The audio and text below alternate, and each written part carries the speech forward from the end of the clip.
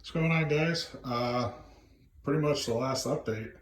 I just got to put on my hardware, my G-hooks for my leg straps, and my cobra buckle for my belt part. But everything's pretty much done as far as I got some patches to throw on there, the American flag, and then the name of the saddle. So yeah, Lyman's loops are on there.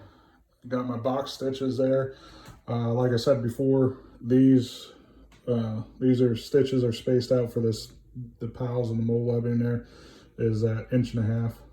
All this webbing is rated at greater than 4,000 pounds. It's 4,000 pounds and up. This is the 1-inch tubular webbing. This is rock climbing grade. It's made for the outdoors. That's I think that's breaking strength 4,000 pounds. The 2-inch webbing is 6,000 pounds according to the manufacturer. So just a little heads up, like if your machine, if it's presser foot, which is this part right here, if the space in between here is only like 3/8, which this one is, it's going to be tight once you get doing stuff like when you're doing like the box stitch over this, because there's 3 layers of the tubular webbing, and 1 layer of the 2-inch webbing, plus the mesh isn't really that, but that's that's a lot of webbing there. And then over here on the corners, you got 1, 2, 3, you got 4 there. That's pretty thick too. I mean, it'll fit under there, but it's going to be kind of tight trying to get it back out. But yeah, like I said, everything's pretty much done. I'm just going to sew my American flag patch over here, get my name sewed on this part here. Other than that, everything went together pretty well.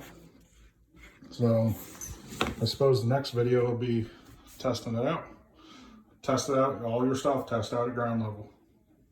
That's just fair warning. A good book to look at as far as stitch patterns and stuff is, I think it's like North American On the Rope or something like that. Or you can take a look at your safety harnesses. Your safety harnesses are gonna have, they're TMA rated. All your safety harnesses that come with your tree stands and stuff, you look at those stitches. The way they have their stitch patterns and everything, those should work just as well. Yeah, all right. So every time I did a corner, because I did these, I pretty much either did several bar tacks in there or W pattern, or I did a box stitch. Every time I put a new layer on there. So there's several layers of different stitch patterns like that. Also, I try not to go over like where this box stitch is. Like I tried not to, and then you got the bar tacks there. I tried not to go over, like say if there's another bar tack below it, I tried not to go right over top of the same one. Tried getting it on either side. But if you guys enjoyed the build, if you have any questions, just comment below and I'll get back to you. I'd appreciate it if you hit the like button, subscribe and all that. Share it if you want to. I think that's pretty much it.